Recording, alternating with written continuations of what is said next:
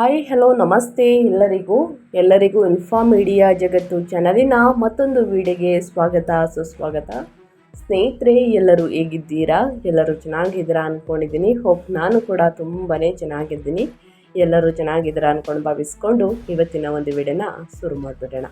ಇವತ್ತಿನ ಒಂದು ವಿಡಿಯೋದಲ್ಲಿ ವೃಶ್ಚಿಕ ರಾಶಿಯವರಿಗೆ ಮೇ 1, 2026 ಹುಣ್ಣಿಮೆಯ ದಿನದಿಂದ ಏನೆಲ್ಲ ಅದೃಷ್ಟದ ಫಲಗಳನ್ನು ವೃಶ್ಚಿಕ ರಾಶಿಯವರು ಗಳಿಸಲಿದ್ದೀರಿ, ಯಾವುದರ ಬಗ್ಗೆ ಮುಂದಿನ ದಿನಗಳಲ್ಲಿ ಎಚ್ಚರಿಕೆ ವಹಿಸಬೇಕು, ಅದು ನಿಮ್ಮ ವ್ಯಾಪಾರದಲ್ಲಾಗಬಹುದು, ವ್ಯವಹಾರದಲ್ಲಾಗಬಹುದು, ನಿಮ್ಮ ಹಣಕಾಸಿನಲ್ಲಿ, ವೃತ್ತಿ ಜೀವನದಲ್ಲಿ, ಉದ್ಯೋಗದಲ್ಲಿ ಏನೆಲ್ಲ ಬದಲಾವಣೆಗಳು ಕಂಡು ಬರಲಿದೆ, ಯಾವುದರ ಬಗ್ಗೆ ಮುನ್ನೆಚ್ಚರಿಕೆಗಳನ್ನು ತೆಗೆದುಕೊಳ್ಬೇಕು ಅನ್ನೋದನ್ನ ವೃಶ್ಚಿಕ ರಾಶಿಯವರಿಗೆ ಕಂಪ್ಲೀಟಾಗಿ ತಿಳಿಸ್ಕೊಡ್ತಾ ಹೋಗ್ತೀನಿ.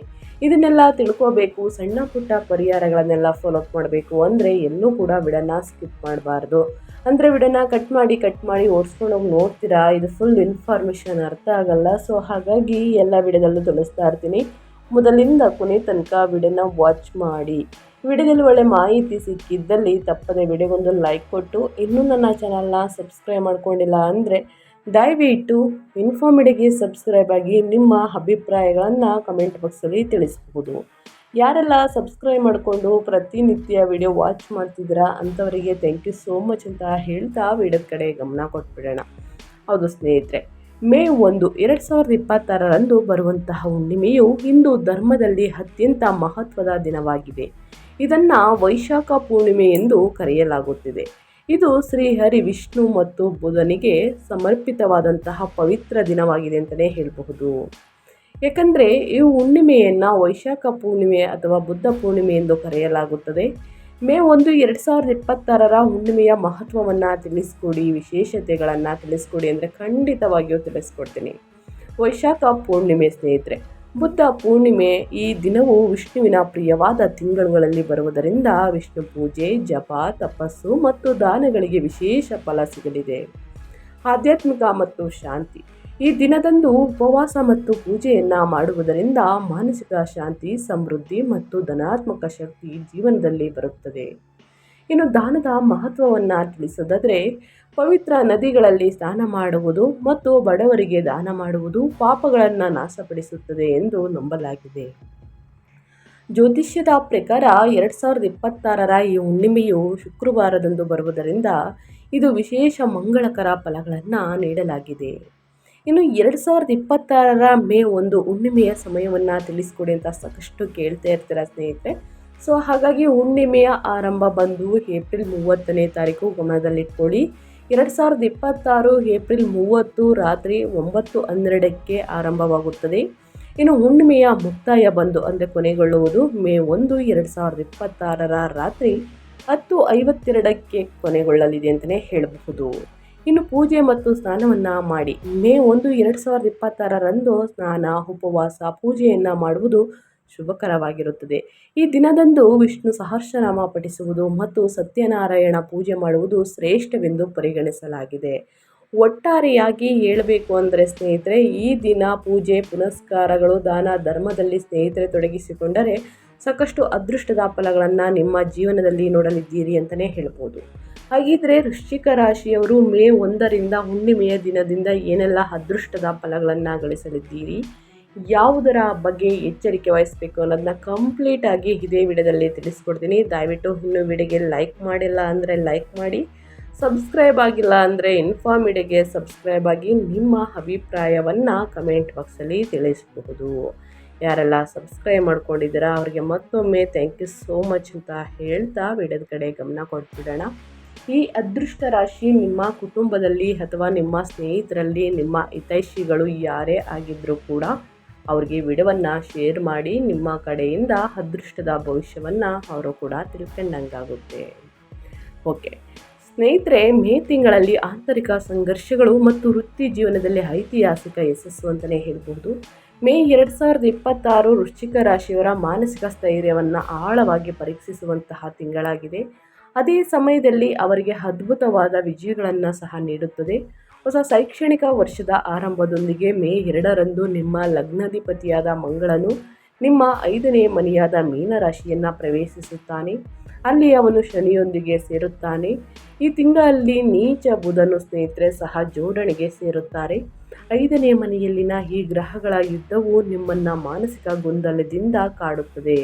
ಮೆಂಟಲ್ ಕನ್ಫ್ಯೂಷನ್ ಅಂತಲೇ ಹೇಳಬಹುದು. ವಿಶೇಷವಾಗಿ ನಿಮ್ಮ ಮಕ್ಕಳ ಭವಿಷ್ಯ, ಅವರ ಆರೋಗ್ಯ ಮತ್ತು ಆಧಾರರಹಿತ ಭಯಗಳ ಬಗ್ಗೆ ವಿಪರೀತ ಆತಂಕವನ್ನು ಉಂಟು ಮಾಡುತ್ತದೆ.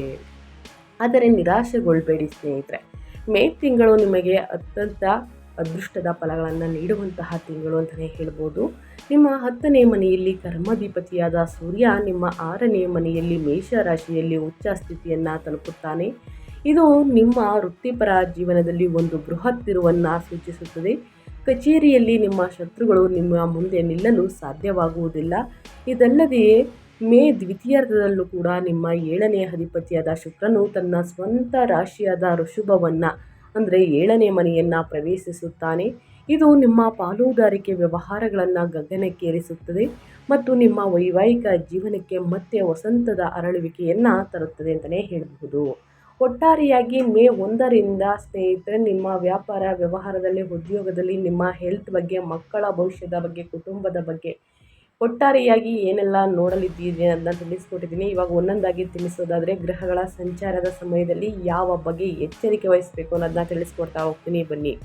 ಮೇ 1 ಸ್ನೇಹಿತರೆ ಅಂದರೆ ಮೇ ತಿಂಗಳಲ್ಲಿ ವೃಶ್ಚಿಕ ರಾಶಿಯವರು ಪ್ರಮುಖ ಗ್ರಹಗಳ ಸಂಚಾರದಿಂದ ಯಾವುದರ ಬಗ್ಗೆ ಎಚ್ಚರಿಕೆ ವಹಿಸಬೇಕು ಅಂದರೆ, ಮೊದಲನೇದಾಗಿ ಸೂರ್ಯ 10ನೇ ಮನೆಯ ಅಧಿಪತಿಯಾಗಿರುವ ಸೂರ್ಯ 6ನೇ ಮನೆಯಲ್ಲಿ ಸಂಚರಿಸುತ್ತಿದೆ.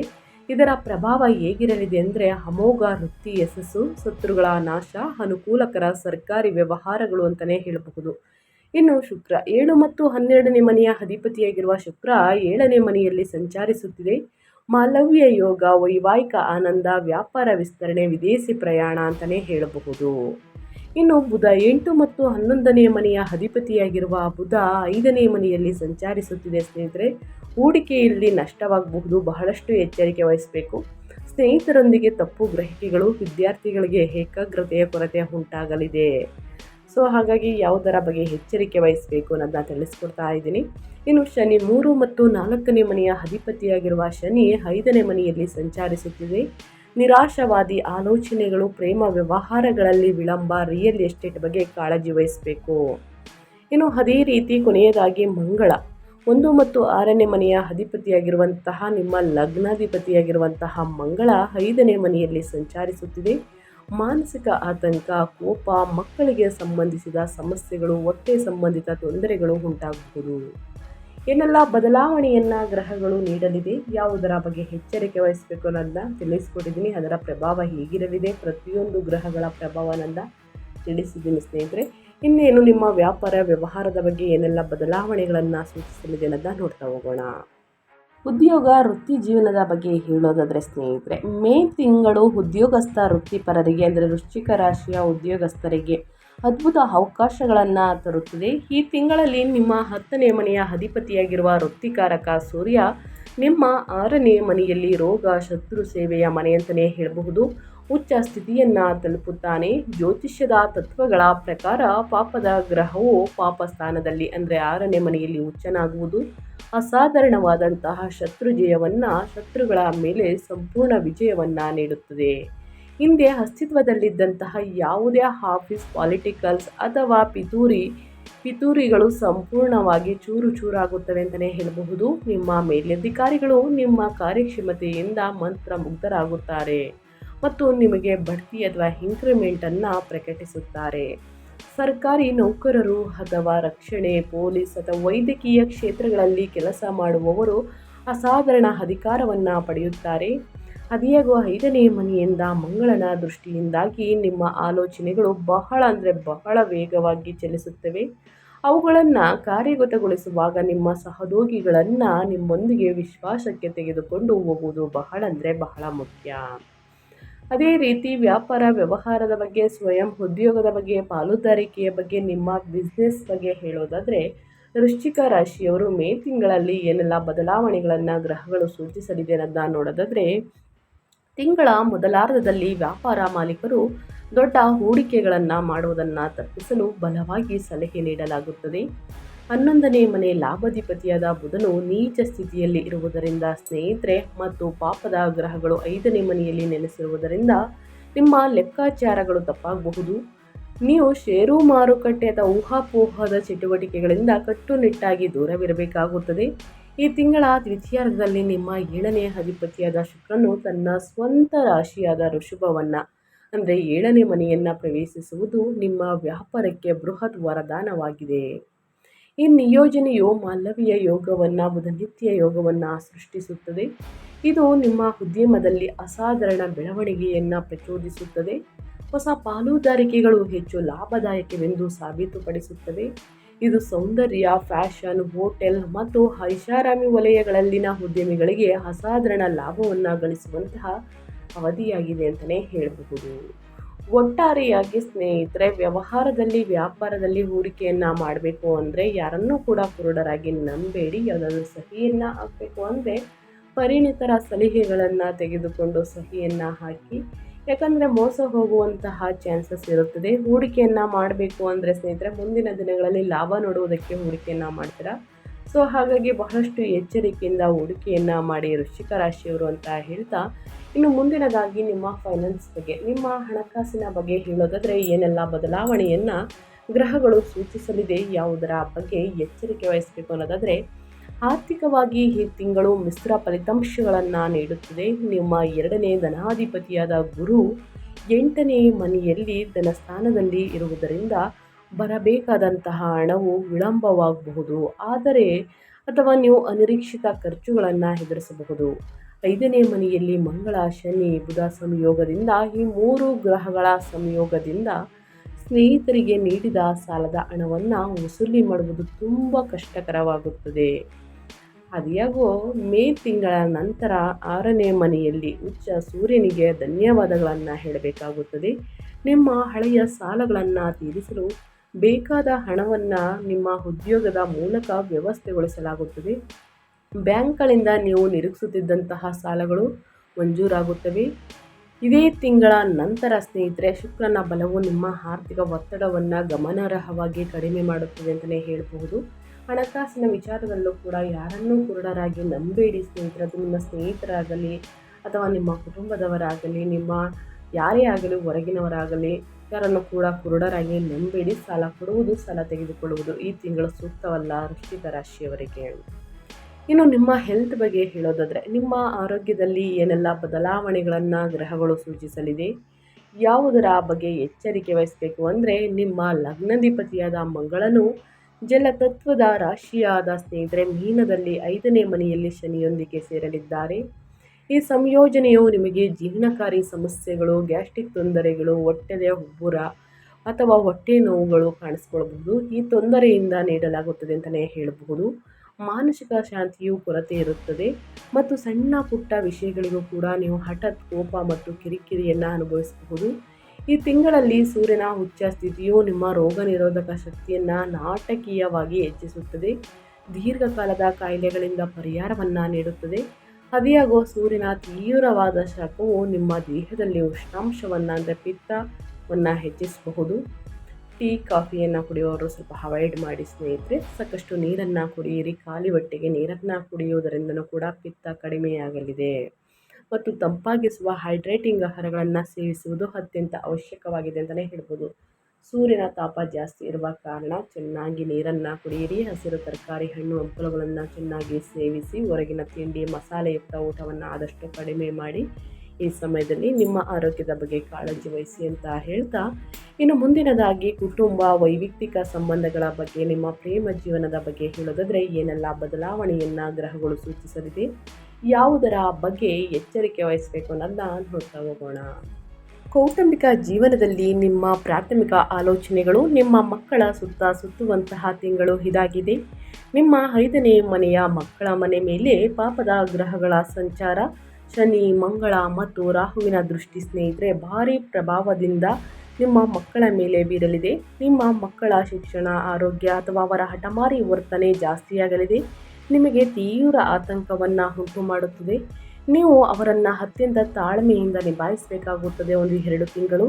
ವೈವಾಹಿಕ ಜೀವನಕ್ಕೆ ಸಂಬಂಧಿಸಿದಂತೆ ಈ ತಿಂಗಳಲ್ಲಿ ಸ್ನೇಹಿತರೆ ನಿಮ್ಮ ಸಂಗಾತಿಯೊಂದಿಗೆ ಸಣ್ಣ ಪುಟ್ಟ ವಾದ ವಿವಾದಗಳು ಇರಬಹುದು. ಈ ತಿಂಗಳಲ್ಲಿ 7ನೇ ಮನೆಯ ಅಧಿಪತಿಯಾಗಿರುವ ಶುಕ್ರ ತನ್ನ ಸ್ವಂತ ರಾಶಿಯನ್ನು ಪ್ರವೇಶಿಸುವುದು ಅದ್ಭುತ ಸುದ್ದಿಯಾಗಿದೆ. ಗಂಡ ಮತ್ತು ಹೆಂಡತಿಯ ನಡುವೆ ಪ್ರೀತಿ ಮತ್ತು ವಾತ್ಸಲ್ಯವು ಕೂಡ 10 ಪಟ್ಟು ಹೆಚ್ಚಾಗಬಹುದು. ನೀವಿಬ್ಬರು ಒಟ್ಟಿಗೆ ಸೇರಿ ಐಷಾರಾಮಿ ಜೀವನವನ್ನು ಕಳೆಯಲಿದ್ದೀರಿ. ಶಾಪಿಂಗ್, ಪ್ರವಾಸಗಳಿಗೆ ಹೋಗಬಹುದು. ಅವಿವಾಹಿತರಿಗೆ ಅತ್ಯುತ್ತಮ ವಿವಾಹ ಸಂಬಂಧಗಳು ಅಂತಿಮಗೊಳ್ಳಬಹುದು. ಒಟ್ಟಾರೆಯಾಗಿ ಹೇಳಬೇಕು ಅಂತಂದರೆ ಸ್ನೇಹಿತರೆ, ಮಕ್ಕಳ ಬಗ್ಗೆ ಬಹಳಷ್ಟು ಎಚ್ಚರಿಕೆ ವಹಿಸಿ. 2 ತಿಂಗಳು ಇದರ ಜೊತೆಗೆ ನಿಮ್ಮ ಪ್ರೇಮ ಜೀವನದಲ್ಲಿ ಸಾಕಷ್ಟು ಸಾಮರಸ್ಯ ಇರಲಿದೆ. ಏನೇ ವಾದ ವಿವಾದಗಳು ಬಂದಲ್ಲಿ ಅಲ್ಲೇ ಕೂತು ಮಾತನಾಡಿ ಬಗೆಹರಿಸಿಕೊಳ್ಳಿ. ಮನೆಗೆ ಬೇಕಾಗಿರುವಂತಹ ವಸ್ತುಗಳನ್ನು ಖರೀದಿ ಮಾಡಲಿದ್ದೀರಿ. ಚಿನ್ನಾಭರಣವನ್ನು ಖರೀದಿ ಮಾಡುವುದಕ್ಕೆ ಮುಂದಾಗಲಿದ್ದೀರಿ ಅಂತಲೇ ಹೇಳಬಹುದು. ಇನ್ನು ವೃಶ್ಚಿಕ ರಾಶಿಯ ವಿದ್ಯಾರ್ಥಿಗಳ ಬಗ್ಗೆ ಹೇಳೋದಾದರೆ, ಮೇ 1ರಿಂದ ಹುಣ್ಣಿಮೆಯ ದಿನದಿಂದ ಏನೆಲ್ಲ ಅದೃಷ್ಟದ ಫಲಗಳನ್ನು ಗಳಿಸಲಿದ್ದೀರಿ ಸ್ನೇಹಿತರೆ, ಯಾವುದರ ಬಗ್ಗೆ ಎಚ್ಚರಿಕೆ ವಹಿಸಬೇಕು, ಏನೆಲ್ಲ ಫಲಿತಾಂಶಗಳು ಸಿಗಲಿದೆ ನಿಮಗೆ ಅನ್ನೋದಾದರೆ, ವಿದ್ಯಾರ್ಥಿಗಳಿಗೆ ಇದು ಅತ್ಯಂತ ಕಷ್ಟಕರವಾದ ಅವಧಿಯಾಗಿದೆ. ಶಿಕ್ಷಣದ 5ನೇ ಮನೆಯು ತೀವ್ರವಾದ ಪಾಪದ ಗ್ರಹಗಳಿಂದ ಆವೃತವಾಗಿದೆ ಮತ್ತು ಶಿಕ್ಷಣದ ಕಾರಕನಾದ ಬುಧನು ನೀಚನಾಗಿದ್ದಾನೆ ಅಂತಲೇ ಹೇಳಬಹುದು. ಅಧ್ಯಯನದಲ್ಲಿ ಸ್ನೇಹಿತರೆ ಅಂದರೆ ಏಕಾಗ್ರತೆ ಸಂಪೂರ್ಣವಾಗಿ ಇರುವುದಿಲ್ಲ ಮತ್ತು ಕೆಟ್ಟ ಅಭ್ಯಾಸಗಳಿಗೆ ಬಲಿಯಾಗುವಂತಹ ಅಪಾಯವಿದೆ. ಅದಿಯಾಗೋ ಸ್ನೇಹಿತರೆ, ಮೇ 5ರಂದು 6ನೇ ಮನೆಯಲ್ಲಿರುವ ಸೂರ್ಯನ ಪ್ರಬಲ ಶಕ್ತಿಯಿಂದಾಗಿ ವೈದ್ಯಕೀಯ, ಎಂಜಿನಿಯರಿಂಗ್ ಅಥವಾ ಸರ್ಕಾರಿ ವಲಯಗಳಲ್ಲಿ ಸ್ಪರ್ಧಾತ್ಮಕ ಪರೀಕ್ಷೆಗಳಿಗೆ ತಯಾರಿಯನ್ನು ನಡೆಸುತ್ತಿರುವಂತಹ ವಿದ್ಯಾರ್ಥಿಗಳು ತಮ್ಮ ಪ್ರಯತ್ನಗಳನ್ನು ಮೀರಿದ ಅದ್ಭುತ ರ್ಯಾಂಕ್ಗಳು ಮತ್ತು ವಿಜಯಗಳನ್ನು ಸಾಧಿಸುತ್ತಾರೆ. ಒಟ್ಟಾರೆಯಾಗಿ ಹೇಳಬೇಕು ಅಂದರೆ ಉನ್ನತ ಫಲಿತಾಂಶಗಳು ಕೂಡ ಇದೆ ಸ್ನೇಹಿತರೆ. ಕಷ್ಟಪಟ್ಟು ಅಧ್ಯಯನದ ಕಡೆ ಗಮನ ಕೊಡಿ, ಕೆಟ್ಟ ಅಭ್ಯಾಸವನ್ನು ಬಿಡಿ ಸ್ನೇಹಿತರೆ. ಇನ್ನು ಸ್ನೇಹಿತರ ಬಳಗ ಹೆಚ್ಚಾಗಲಿದೆ, ಸೊ ಅವರ ಕಡೆಯೂ ಕೂಡ ಗಮನ ಹೆಚ್ಚಾಗಿ ಸ್ನೇಹಿತರೆ. ಅಧ್ಯಯನದ ಕಡೆ ನೀವು ಒಲವನ್ನು ತೋರಿಸುವುದಕ್ಕೆ ಕಡಿಮೆ ಆಗಬಹುದು. ಉನ್ನತ ಫಲಿತಾಂಶವನ್ನೆಲ್ಲ ಗಳಿಸಬೇಕು ಅಂತಂದರೆ ಇದನ್ನೆಲ್ಲ ಬಿಡಬೇಕಾಗುತ್ತದೆ. ಮೋಜು ಮಸ್ತಿಯನ್ನು ಕಡಿಮೆ ಮಾಡಿ ಅಂತ ಹೇಳ್ತಾ, ತಂದೆ ತಾಯಿಯ ಮಾತನ್ನು ಪಾಲಿಸಿ, ಗುರು ಹಿರಿಯರನ್ನು ಗೌರವಿಸಿ ಅಂತ ಹೇಳ್ತಾ ವಿದ್ಯಾರ್ಥಿಗಳಿಗೆ ಕಷ್ಟಪಟ್ಟು ಅಧ್ಯಯನದ ಕಡೆ ಗಮನ ಕೊಡಿ. ಇನ್ನು ವೈದಿಕ ಜ್ಯೋತಿಷ್ಯದ ಪ್ರಕಾರ ಸ್ನೇಹಿತರೆ, ಇದು ಹುಣ್ಣಿಮೆ ದಿನ ಕೂಡ ಈ ಪರಿಹಾರವನ್ನು ಅನುಸರಿಸಬಹುದು ವೃಶ್ಚಿಕ ರಾಶಿಯವರು, ಅಥವಾ ಮಾಮೂಲಿ ದಿನ ಕೂಡ ನೀವು ಮಾಡಬಹುದು. ನಿಮ್ಮ 5ನೇ ಮನೆಯಲ್ಲಿ ಮಂಗಳ, ಶನಿ, ಬುಧ ದೋಷಗಳನ್ನು ಹೋಗಲಾಡಿಸಲು ಮತ್ತು ಹುಚ್ಚ ಸೂರ್ಯ ಶುಕ್ರನ ಆಶೀರ್ವಾದವನ್ನು ಆಹ್ವಾನಿಸಲು ಈ ಪರಿಹಾರಗಳನ್ನು ವೃಶ್ಚಿಕ ರಾಶಿಯವರು ಅಭ್ಯಾಸ ಮಾಡಬೇಕಾಗುತ್ತದೆ. ದಕ್ಷಿಣಾಮೂರ್ತಿ ಸೂತ್ರ ಅಂದರೆ 8ನೇ ಮನೆಯಲ್ಲಿರುವ ಗುರು ಮತ್ತು ನೀಚ ಬುಧನಿಂದ ಉಂಟಾಗುವಂತಹ ಶೈಕ್ಷಣಿಕ ಮತ್ತು ಆರ್ಥಿಕ ಅಡೆತಡೆಗಳನ್ನು ನಿವಾರಿಸಲು ಗುರುವಾರದಂದು ದತ್ತಾತ್ರೇಯ ಅಥವಾ ದಕ್ಷಿಣಾಮೂರ್ತಿಯನ್ನು ಪೂಜಿಸಿ.